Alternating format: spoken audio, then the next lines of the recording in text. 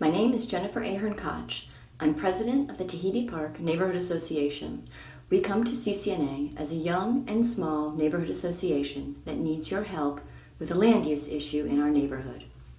Tahiti Park is bordered on the north by Whitaker Bayou, on the east by US 41, the south by Whitaker Gateway Park, and the west by Sarasota Bay. We can trace our neighborhood back to 1851, when the Whitakers, Sarasota's first official citizens, lived in our neighborhood on the Whitaker Bayou.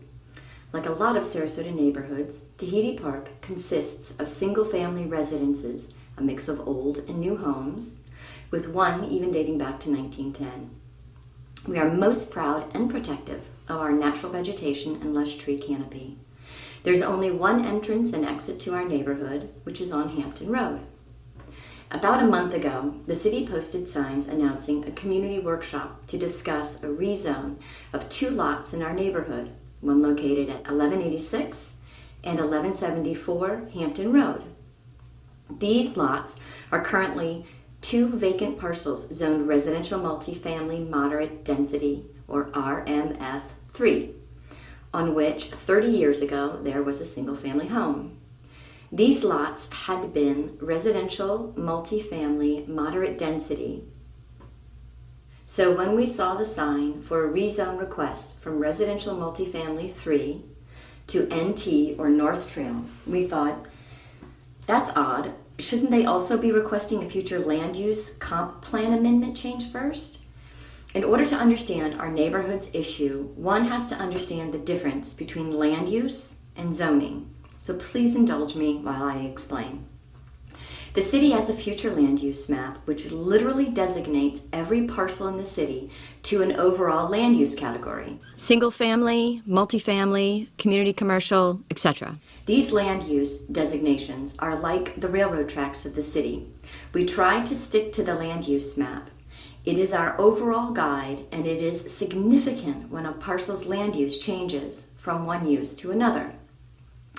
In fact, it requires 3 public hearings consisting of a community workshop, a public hearing before the planning board, and a public hearing before the city commission. In addition, a supermajority vote by the city commission of at least 4-1 is required for such a change. So a land use change is not a minor adjustment or small change. Anyway, the city is broken down parcel by parcel by certain overall land uses, and inside the land use category are subcategories, which are zonings. So under residential multifamily moderate density, for example, you have 4 possible zoning choices: residential multifamily 1, residential multifamily 2, residential multifamily 3, and G, or government zone. In the community commercial land use category, you have CND, CSD, CRD, CGD, CSC, NT, and G as zoning choices. Then, in a third level, the city has a use table that lists which specific uses are allowed: heights, densities, setbacks, etc. When the community workshop sign listed a request for a zoning change from residential multifamily to North Trail, which is in the second level, one would assume a land use change would be the first requirement. It only makes sense. I called the city and spoke to senior planner David Smith. He explained the underlying land use was not residential multifamily moderate density as we had thought, but instead community commercial, and therefore eligible for rezone to NT. This was a shock because this was news to us and it didn't make any sense. When had this happened, and why had the neighborhood not known about it?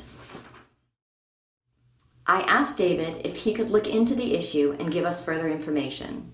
A couple of days later, Gretchen Sari and I met with David. He said that apparently the land use changed in 2007 and 2008 during the EAR process that used to be mandated by the state, so that every 7 years, cities were required to go through their comp plan, which includes the future land use map, and update the roughly 1,000-page document. The process could take 2 or 3 years, multiple community meetings, commission meetings, public hearings, and a zillion hours of work by the city planning staff. David was head of the last comp plan update. Other city planning staff members each took a chapter or two, but David was the one who was overseeing the whole process.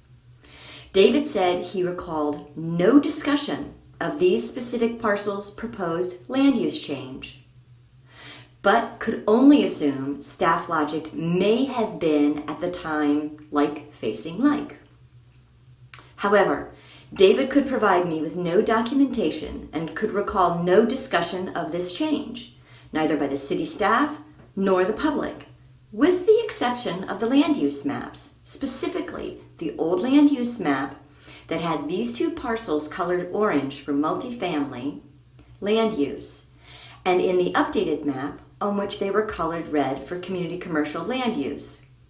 David did give me a document which talks about the North Trail generically and making minor adjustments, and another document announcing an open house discussion on the topic of neighborhoods.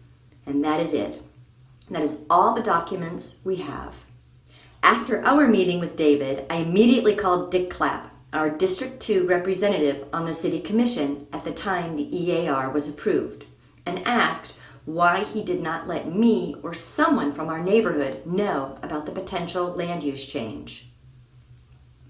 He said he had been very involved and studied the proposed changes to the comp plan during the EAR process, both before he was elected to the City Commission and continued to study it, of course, after being on the City Commission, this taking place over a 2 or 3 year period.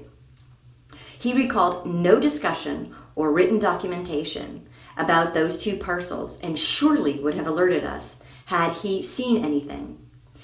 I asked the same question of Kelly Kirshner, the District 3 representative on the City Commission, who said that he too neither read nor heard anything about the land use change in Tahiti Park. The only written documentation was the future land use map. The commissioners would have had to literally compare parcel by parcel from the old map to the proposed map to see the color on those parcels change from orange to red. So, there was no written or verbal notification.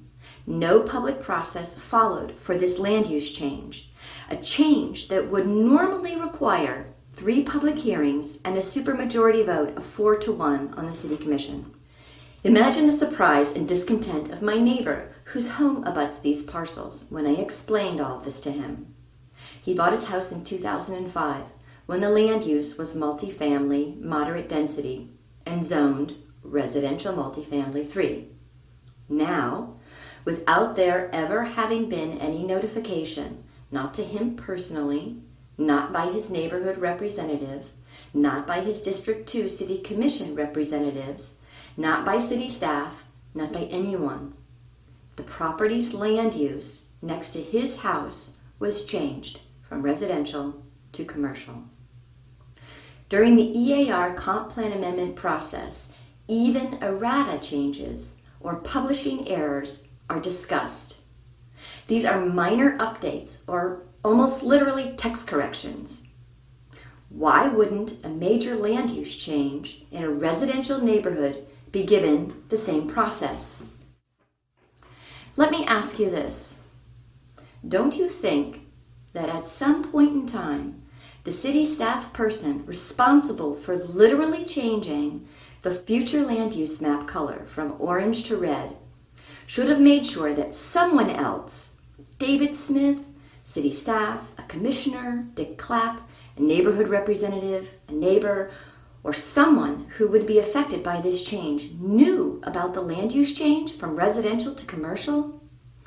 If not in writing, at the very least, someone could have tapped Dick Clapp on the shoulder and pointed to the 2 tiny parcels and said, "We want to change these from residential to commercial. What do you think?" The best situation would have been before or during the EAR process, of course, but no one alerted us to this change even after the fact. No one knew about this. We are in no way accusing anyone of misconduct. Perhaps this was an oversight or misunderstanding. maybe a simple suggestion by a planning staff member that was not fully analyzed or discussed and was erroneously instituted without process. We need your help and feel this is not only our issue, but an issue that should be of concern to all our city neighborhoods and this organization that represents them. Our resolution is as follows. Resolved that CCNA assist the Tahiti Park Neighborhood Association in determining the procedure, or lack thereof, by which the land uses on 1186 and 1174 Hampton Road were changed from multi-family moderate density to community commercial, including possible recourse and or reversion to the correct land use for the association, and additionally investigate whether parcels in other city neighborhoods may have been similarly changed. Thank you.